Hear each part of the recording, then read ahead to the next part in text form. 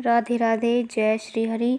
श्राद्ध पक्ष में ना खरीदें यह 5 चीज़ें करोड़पति को भी कर देती हैं कंगाल। मुसीबतों का लग जाएगा तांता। 17 सितंबर से पितृपक्ष प्रारंभ हो गया है, जो कि 2 अक्टूबर तक चलेगा। यह समय पितरों को प्रसन्न करने और उनका आशीर्वाद पाने का होता है। पितृपक्ष के 15 दिन के दौरान हमारे पूर्वज हमें आशीर्वाद देने के लिए धरती पर आते हैं, इसलिए इस दौरान कोई भी शुभ काम नहीं किया जाता है, बल्कि पितरों को सम्मान देने के लिए उनके श्राद्ध, दान, ब्राह्मण को भोजन आदि कराया जाता है। साथ ही यह समय काफ़ी सादगी से बिताया जाता है, इसलिए इस दौरान अपने उपयोग के लिए नई चीज़ें खरीदने की मनाही होती है। पितृपक्ष में केवल दान के लिए ही चीज़ें खरीदना चाहिए। इसके अलावा ऐसी 3 चीज़ें खरीदना भी पितृपक्ष में वर्जित बताया गया है, जिन्हें खरीदने से भयानक दोष लगता है। साथ ही जानेंगे कि कौन से काम भूलकर भी नहीं करने चाहिए और क्या करना चाहिए। चलिए पहले जानते हैं कि पितृपक्ष में भूलकर भी कौन से काम नहीं करने चाहिए। श्राद्ध पक्ष के दौरान तर्पण के लिए काले तिल का प्रयोग किया जाता है। इस दौरान भूलकर भी लाल या सफ़ेद तिल का इस्तेमाल ना करें। पितृपक्ष में हींग का सेवन भी नहीं करना चाहिए। पितृपक्ष के दौरान मांगलिक कार्य नहीं करने चाहिए, जैसे विवाह, गृह प्रवेश, दुकान का मुहूर्त आदि तरह के मांगलिक कार्य नहीं करने चाहिए। साथ ही इस समय में कोई नया सामान भी नहीं खरीदना चाहिए। पितृपक्ष में किसी से भी झूठ नहीं बोलना चाहिए। इसके अलावा किसी को अपशब्द नहीं कहना चाहिए।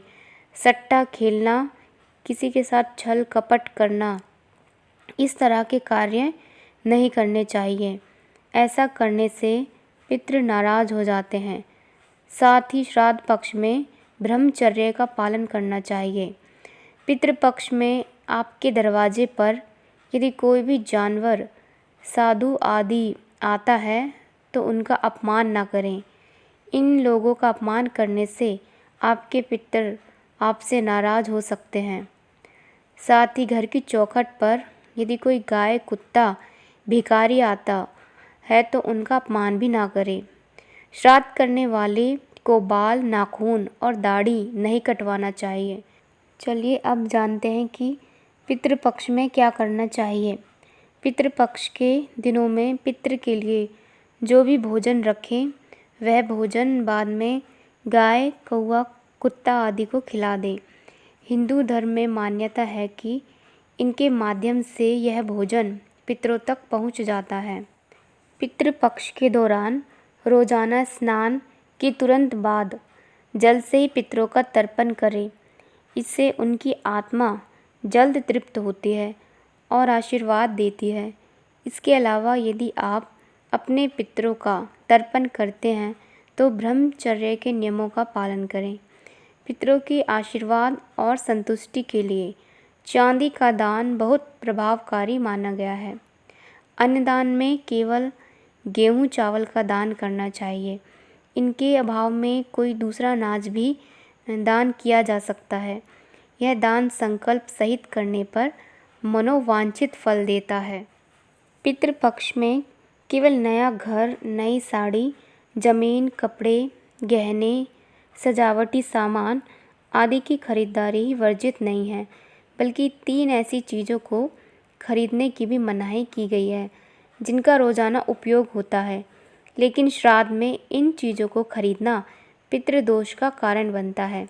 श्राद्ध में इन चीज़ों को खरीदने से पितृ नाराज़ होते हैं। जीवन में मुसीबतें पीछा नहीं छोड़ती हैं। आर्थिक हानि होती है। नौकरी व्यापार में तरक्की रुक जाती है।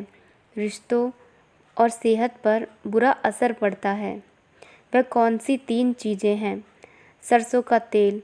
पितृपक्ष या श्राद्ध के दौरान तेल नहीं खरीदना चाहिए।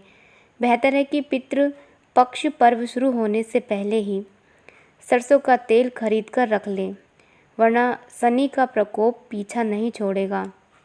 झाड़ू का संबंध धन की देवी माँ लक्ष्मी से जोड़ा गया है और पितृपक्ष में नई झाड़ू खरीदना गरीबी लाता है।